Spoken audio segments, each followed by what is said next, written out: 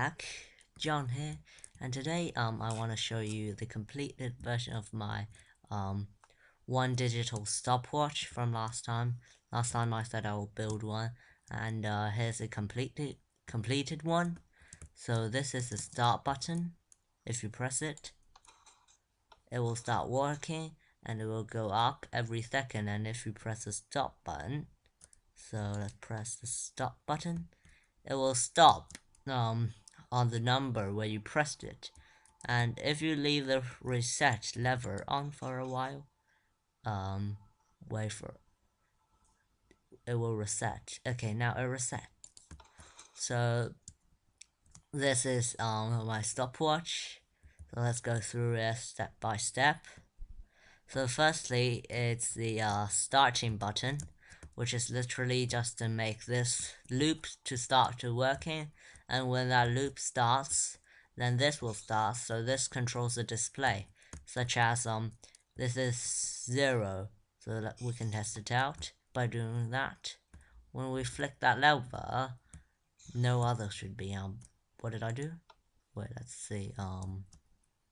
Yeah, I should turn the thing off. So which means that I should turn this lever on, so that now it should display 0. Right, now it is 0. So as you can see, and if you turn this on but not turning the others on, it will say 1. So now it says 1. So yeah, each of these are a number. So let's just turn that off so that this thing can actually work. So as you can see, there are many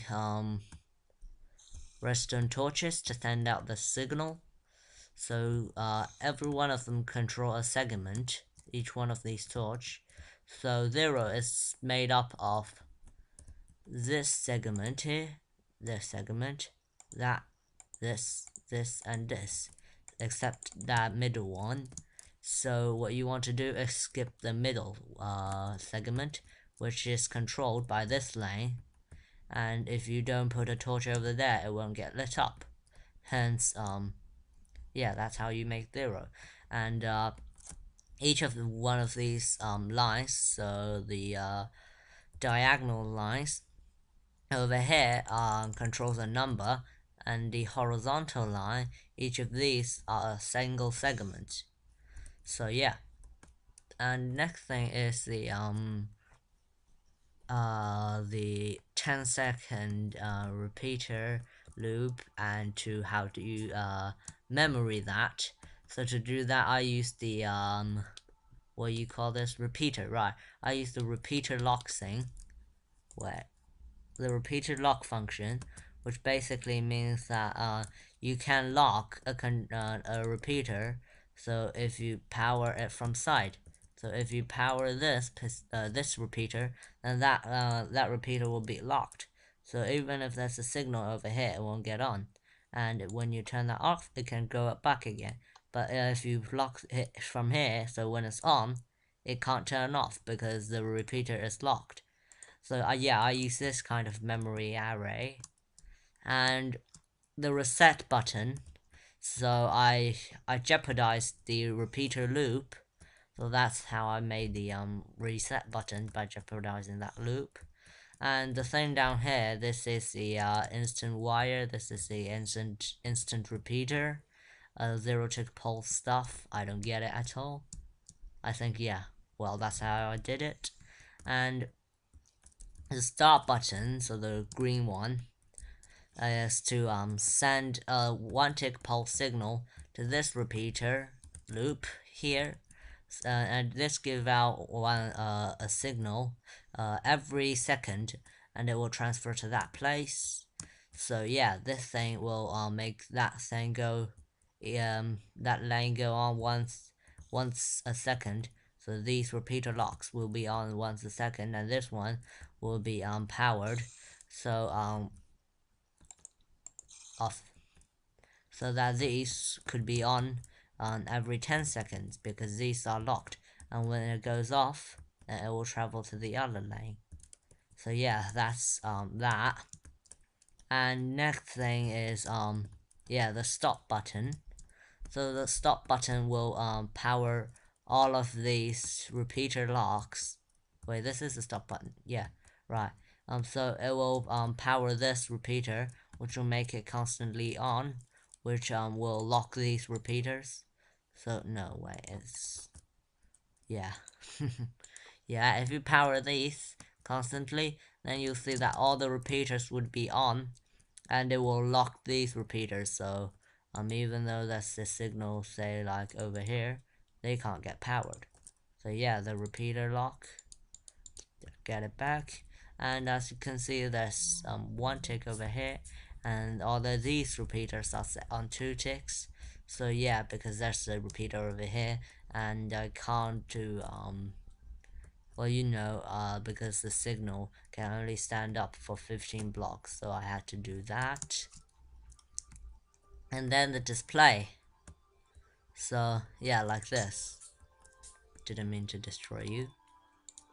Okay, so that is the display. So, yeah, and each of these 3 are controlled by a single line of these. I said that before, didn't I? Yeah. And the next thing is how I make this work. As you can see, each of these goes on for like 1 second, so every 10 seconds, one of these redstones get lit on, and that's how I control each of these number. So every time they get a signal from these, which is every 10 seconds, one of these number will go on, and it goes through the what do I call it? Yeah, no, wait. Yeah, they will go from 0, 1, 2, and go so on. So yeah, and well, pretty much that's it. And if you just like that, if you let these on, it will also pass the signal to these repeaters, which will lock these repeaters. And hence, if I power this thing completely, so if I do that, all these repeaters will be locked. Now I can destroy that. And I have no idea why I did that. Yeah, this is pretty much the difficult part, because it takes really long for you to actually make a repeater loop that is this long, and you can't use the hopper repeater because that does not give the exact time. It does not comes out as 10 seconds. So if you put an item in, the signal comes out, I think, every 4 ticks. I think it is every 4 ticks. So you see, that is not enough, because you want these to be 10 ticks exactly, so you can't do that thing. And a single like normal repeater loop would be so long, so I didn't do that. Even with the toggle flip-flop, you will still have to use 51 tick repeater, or you and it's quite difficult for you to make a 1 second pulse. I actually don't know how to make a 1 second pulse. Hope someone could actually leave a comment about how you actually make a 1 second pulse. And yeah, and that's an entire video, because I really don't know what much to say. And if you guys want me to, then I could make this multiple digits, but currently it is 1 digit. There's only 1 digit available. So yeah, and subscribe and like this video. That means really a lot to me. Share it if you want other people to enjoy this video about this thing. It really looks really computer-ish.